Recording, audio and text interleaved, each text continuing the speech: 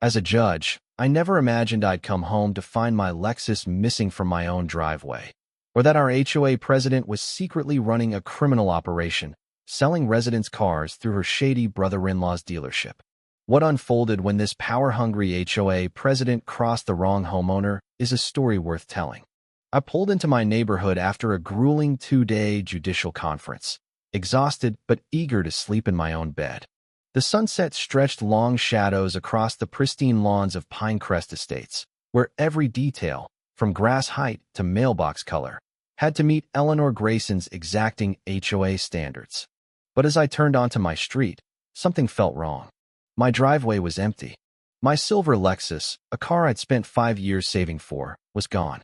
My hands trembled as I parked my rental car and hurried to my front door.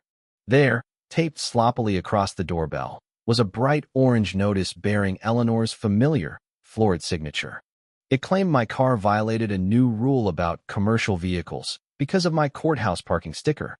The notice was dated just 2 days earlier, hardly enough time for any reasonable process. Mrs.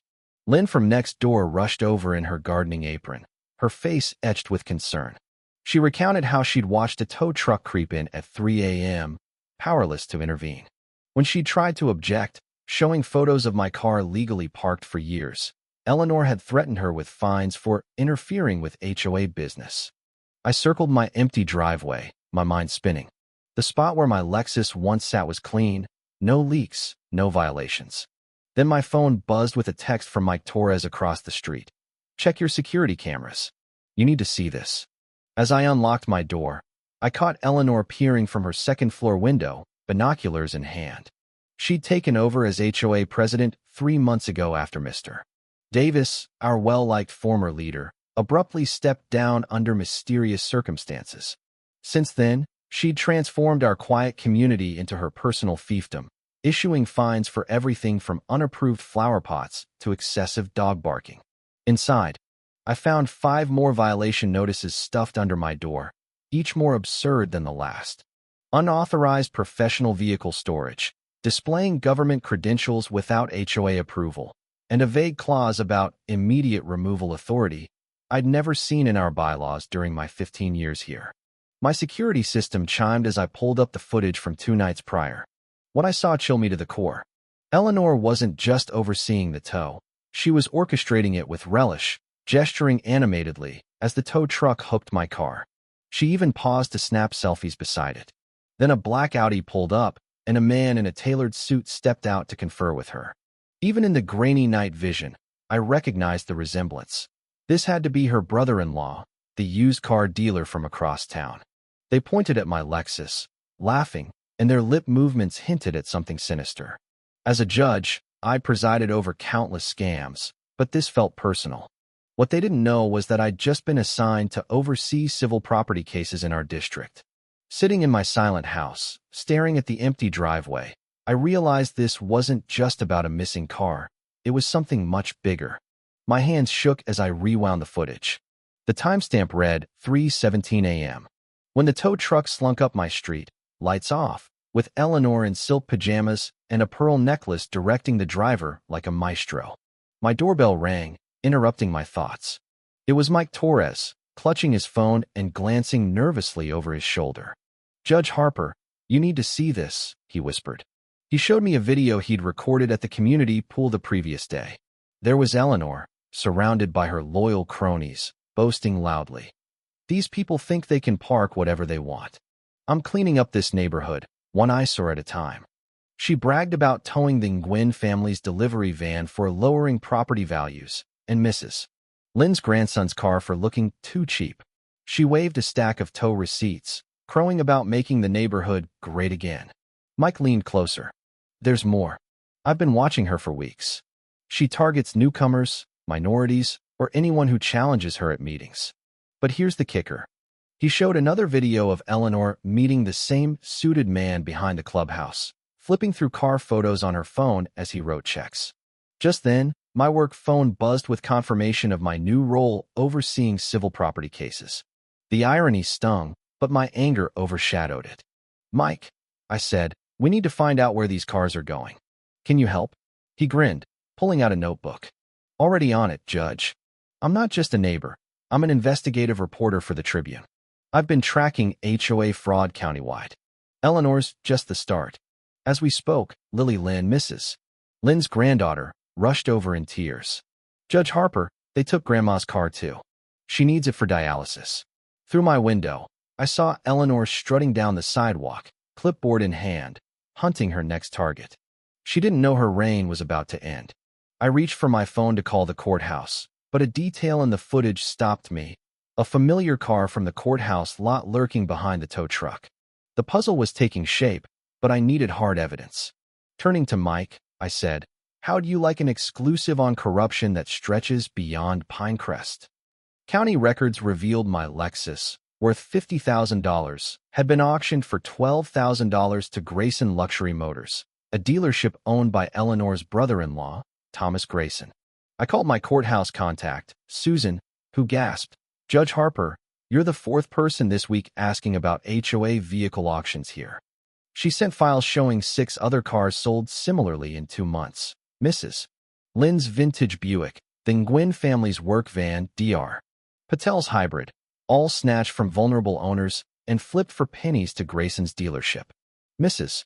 Lynn arrived at my door, trembling, with threatening letters from Eleanor promising liens if she complained. As I comforted her, my security camera pinged. Eleanor was photographing my empty driveway, muttering into her phone. Using my phone's directional mic, I caught her saying, "Thomas, move those cars out of state fast. That judge is digging." The HOA bylaws I pulled up showed no vehicle could be towed without 30 days notice and 3 warnings, none of which we'd received. Bank statements revealed cash deposits to Eleanor's account after each sale, a blatant trail of fraud. Mike returned with neighbors bearing photos of a lot behind Grayson Luxury Motors, where Mrs. Lynn's Buick sat, ready for out-of-state transport. As Eleanor slapped violation notices on every car in sight, her camera feed showed something new: fear. She knew she was being watched, but not how much we'd uncovered. Tomorrow, I told the group in my living room, we show Eleanor what happens when she picks the wrong fight. I dialed my FBI contact in white-collar crime. At the emergency HOA meeting, I set up my laptop and projector, heart pounding. Residents poured in. Mrs. Lynn with her evidence folder, the Patels mourning their son's stolen car. Eleanor arrived late in a new Prada dress, her brother-in-law, Thomas, slinking into the back. "Let's make this quick," she snapped. "Some of us have plans." I stood. "This might take a while, Eleanor. I'm Judge Emily Harper, County Civil Court." Her face paled as I displayed footage of her towing my Lexus at 3 a.m., violating her own bylaws. More clips showed similar nighttime thefts. "These were legitimate," she protested, but I countered with auction records of Mrs. Lynn's Buick sold for a fraction of its value to Thomas's dealership. The room erupted as residents waved evidence of their losses. Eleanor tried to flee, but Mike blocked the door. News cameras waited outside, my doing. "Sit down, Eleanor," I said. "We haven't reached the money trail yet. Also, the FBI wants a word about interstate theft." Her empire was collapsing, and this was just the start. Mike dropped a bombshell. "I'm a Channel 7 reporter tracking HOA theft rings across 3 states.